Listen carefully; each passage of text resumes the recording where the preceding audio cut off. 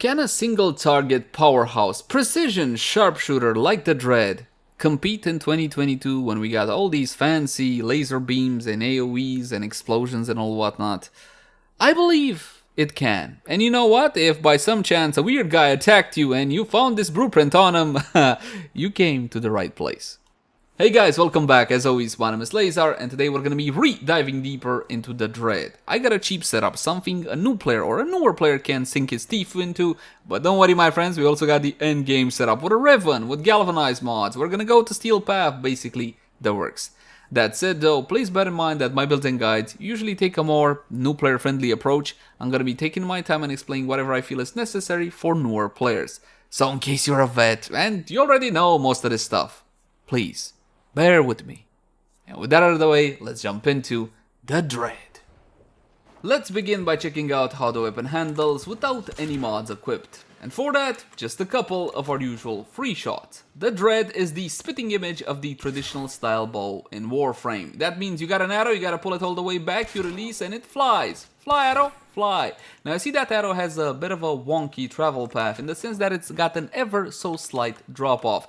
Nothing too major, nothing you should be concerned yourself with, just aim slightly, ever so slightly above enemy's heads. And this is like 33 meters, I bet? 33 meters, yes, till the target. So do bear that one in mind. Now one more thing when you're aiming. You're dealing with a projectile, therefore travel time, therefore leading your targets can definitely be a thing on a weapon such as the Dread. The charge rate is pretty quick, and you can also fire it in one more way. You can do a quick shot, like so. Now the quick shot is not going to be doing anywhere near as much damage as a fully charged shot, so do fully charge your arrows. And if you want to cancel a shot for whatever reason, press R. And that's pretty much it. Let's hop into stats to see exactly what we're dealing with. My mod capacity is 60 out of 60. If you're a newer player coming into Warframe, you just build a Dread and you don't know why does yours have only 30 out of 30, jump into actions, the button at the bottom right here. Plug in an Auto King Catalyst. Now this one will be doubling your mod capacity. You can grind one from Nightwave, you can pay 20 plat to have one installed, and there are other ways of getting this one, but primarily most players get them from Nightwave. Sometimes it appears on alerts and invasions, and sometimes you can get them as a reward from the sortie, but the one you get from the sortie, it's a blueprint. Gotta go get yourself the materials necessary. Now next to the upgrade slot, you got the polarization slot. This is reflected right here in the number of forma. As you can see, mine has 7 forma. Oh, that's a lot of forma. Now, for the weapon build I'm recommending you can get away with something like 3. Mine has 7 for reasons. It's not important why. Normally, just simply go straight up forming Madurai symbols. Those are the V symbols. They are most common when it comes to primary weapons, and when it comes to meaties mostly as well. Now, if you're a newer player coming into Warframe, you might not have these 2 slots. But if you do have the empty arcane slot, let's have a look at the options. Honestly, this is a pretty clear-cut discussion. You should go with primary merciless. A lot of your targets are going to be dying under the effects of procs, primarily slash damage. That means that you're not going to be getting the benefit from Deadhead. Deadhead will grant its benefit only if the arrow on contact annihilates your target, so do bear that one in mind. And of course, if you're going to be using your bow in tandem with your melee weapon, the way to go is primary dexterity. As for the Excellence slot on the weapon, for bows and projectile weapons in general, this carries a bit of additional weight, because you can use something called terminal velocity, or its equivalent on other weapons. This increases the projectile flight speed. Did you see earlier? The speed of those projectiles, this is why I fired from way over here. It's a whole lot faster now. That means less leading your targets and more reliable damage. It's hard to quantify this in DPS outside of the math bit, like the projectile moves faster. But it should be a whole lot more easier to use the weapon, and an increase in usability from my personal experience yields a whole lot more DPS than just a little bit more damage or a little bit more critical chance or a bit of anything of the sort. So do bear that one in mind. What's next? Oh yes, stats. Accuracy 16.7, this is standard for most traditional style bows. A charge rate of 0.5, which is not bad at all. You can bring that one down with a little bit of fire rate. Let's say something standard, speed trigger, 0.23. It really depends on you as a player, what you're comfortable with, okay? Because this is a whole lot better, obviously. Take a look at that. So you can go for something like speed trigger, but honestly, considering you want to go for precision shots on the Dread, this might not really be necessary. Again, it's a little bit subjective when it comes to fire rate and bows, such as this one. Magazine of 1, silent, yeah, you can take it on spy missions if you want to be super stealthy and all whatnot. punch through of 2.5 by default. Now that is fantastic. Your arrow is still gonna be going through your initial targets, so you got a little bit of AoE there. You can further increase the punch through, but you know what? By default, 2.5 is actually quite nice. Reload of 0.7. What the hell is reload on a bow? The time it takes your Warframe to pull another arrow from the quiver. That weird delay that you feel in gameplay, especially when you add fire rate to the weapon. That's what that bloody thing is, kind of. Anyway, Riven Disposition, 4 out of 5 for the Dread, my friends. High Riven Disposition, which means this is not a very popular weapon. Right now in Warframe, the most popular weapons are AoE weapons, and if you're just interested in something a bit more AoE, look at the cards right now. Trigger charge, quick shot damage, and charge shot damage. As you can see, it's basically double. That's what it is. I highly recommend you go for it. Charge shot damage. As you can see, it doesn't really change in the sense of critical chance, critical damage, and status chance. Simply the damage output gets double. Critical chance and critical damage. 50% with 2.0 multiplier. Beautiful. Beautiful. While the multiplier may be what I like to call decent, normal, standard, if you will, critical chance is sky high, my friends. We're going to be getting beautiful, beautiful tier 3, 4 crits out of this one. Status chance 20%, a tad on the low side. And when it comes to the damage, it had to have a little bit of bloody impact, because why not? But it also has puncture and a whole lot of slash, which will be helping us with our total slash counts on the targets. Now let's have a look at a standard, new player-friendly setup. A little bit of damage acceleration, multi-shot with split chamber, we got critical chance and critical damage through the use of point strike, vital sense. We got 260-60 mods on the weapon, forming vital, malignant force, and rhyme rounds, and hunter mumu or hunter munitions. Now you gotta have hunter munitions on the weapon, it simply makes it a whole lot better. Yes, the weapon can achieve slash on its own without hunter munitions, but with hunter munitions, you're simply gonna be getting a whole lot more. And basically, this is the issue of the weapon. When you get the right procs, it's amazing, it's fantastic, it's stupendous. When you don't get what you need, as in slash, well, it's not really all that powerful now, is it? Now, again, this is a new player-oriented setup. If you don't have Serration fully maxed out, no need to feel bad. You should feel bad if you're a veteran. Feel bad. Now, 2 from the top is fine on this one. Lift 2 from the top and simply focus your endo on what's more important. Split chamber, point strike, vital sense. These simply do not take a whole lot of endo. Malignant force can be farmed from corrupted Void in the void, and rhyme rounds can be farmed from spy missions. None of these mods are expensive. None of these mods are hard to get. I don't believe it would be too hard for you to slap in a terminal velocity, but we're gonna leave the arcane out for the Riven setup. Now, my friends, for the last slot, you have a couple of options. Let's go cheap. You like it cheap, baby? Of course, you do. Vigilante armaments, my friends. On this one, check this one out. It's gonna grant you... Wait, what, you don't wanna? You don't wanna. Okay, so he don't wanna. You should wanna. There you go. 60% more multi-shot. Now, it's not as much as something at split chamber, but multi-shot on most weapons is a godsend. And what I mean on most weapons, I mean on 99% of weapons. So, Vigilante armaments is always a strong option on the weapon. Here's the thing though, I got already my friends, 125% critical chance with point strike alone. Now, I can go with critical delay and get 200%, but it's minus 20% fire rate. Honestly, on a charged weapon such as the Dread, going for critical delay because of the negative fire rate, and it's twice for bows, keep in mind, yes, so it's 40%, is not a smart idea. So do bear that one in mind, yes? Fantastic. Another option, since I got my critical chance guarantee, is to go for critical damage. Honestly, it's smarter, so we can go with bladed rounds. It's not hard to get, it's not an expensive mod. On kill, though. On kill, yes. 120% critical damage when aiming for 9 seconds. Honestly, in normal missions, you should be able to keep this one up all the time. Get it up, keep it up, no problem whatsoever. But perhaps you want even more crit, because you're, I don't know, crazy like that. You just want more. Argon Scope.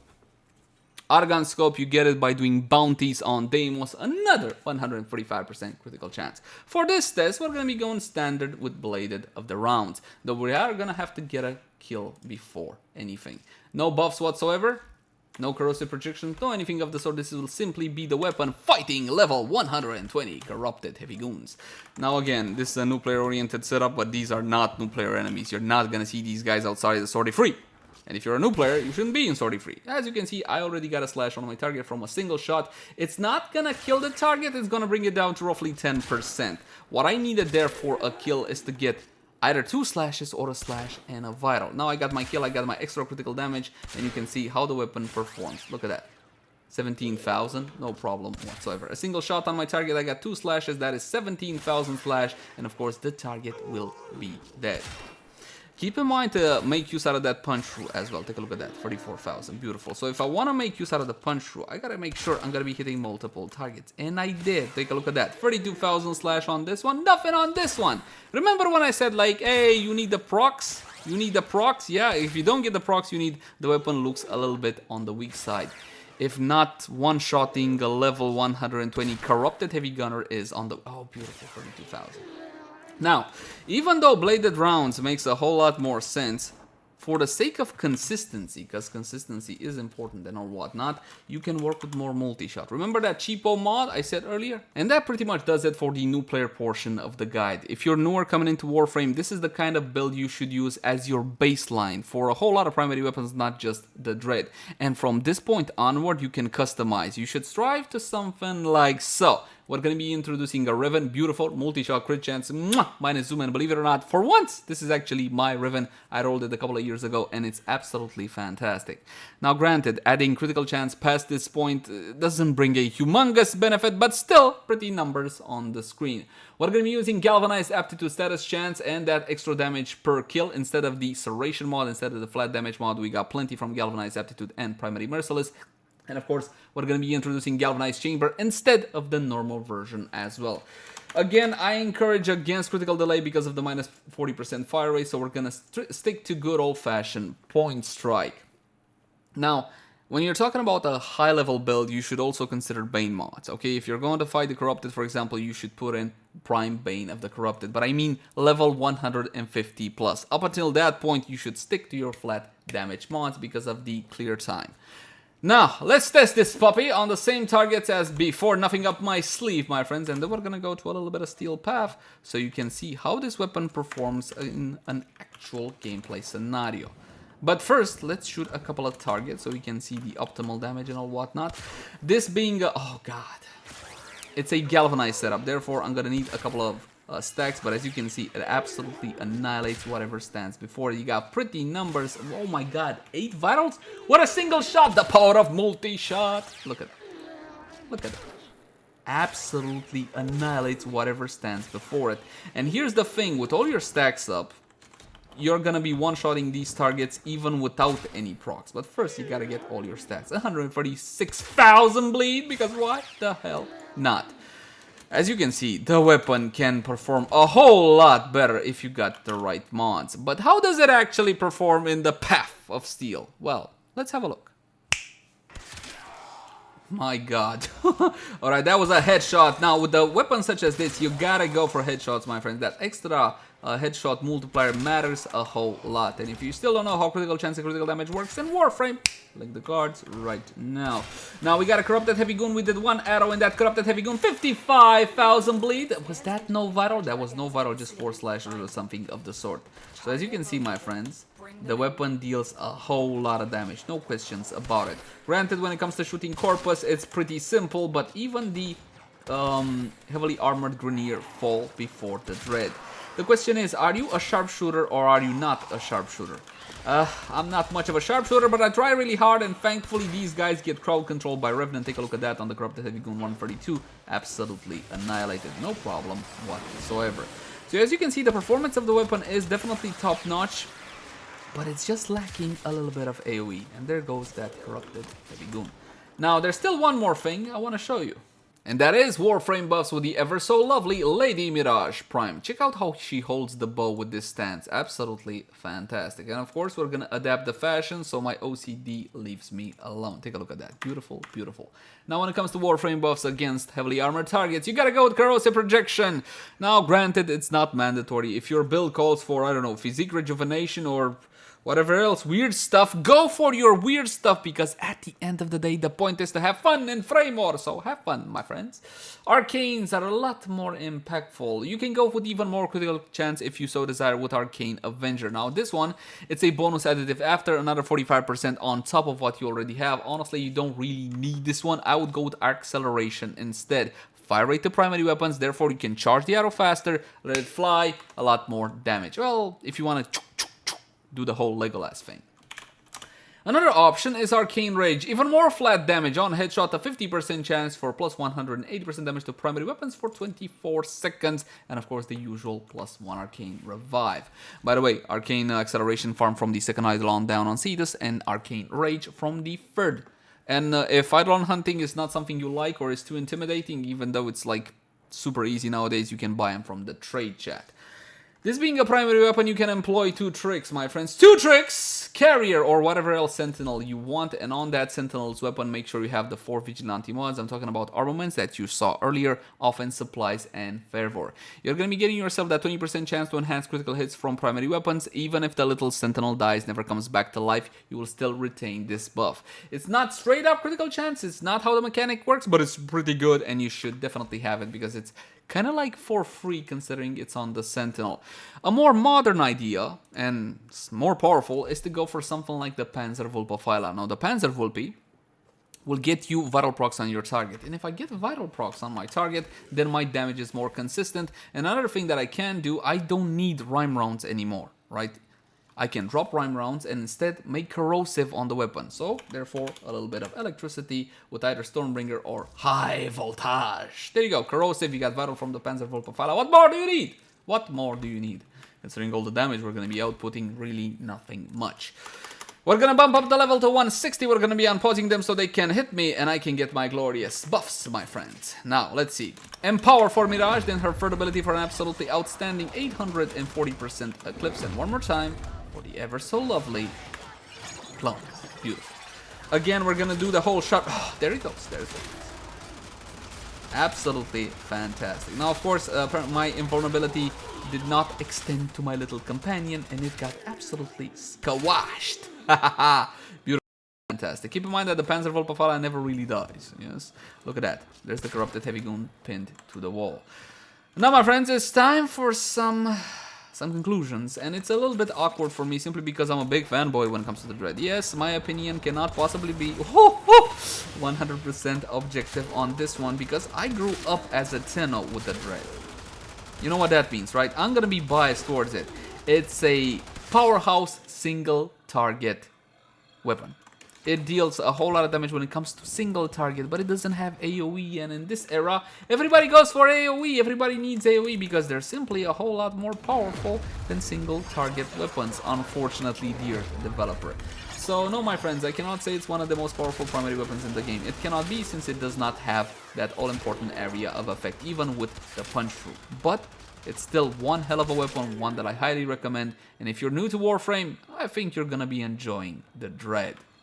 As always, my name is Leyzar. Thank you guys so much for watching. Like, favorite, share, and subscribe if you enjoy the content. If you got any feedback for me, I would love to read it in the comment section down below. Also in the comment section down below if you guys want to suggest any particular type of content. You can also find me on Twitch, Facebook, Twitter, all the usual places. And if you want to support the content, consider having a look over at our Patreon. Link in the cards right now. Until next time, my friends. Bye-bye.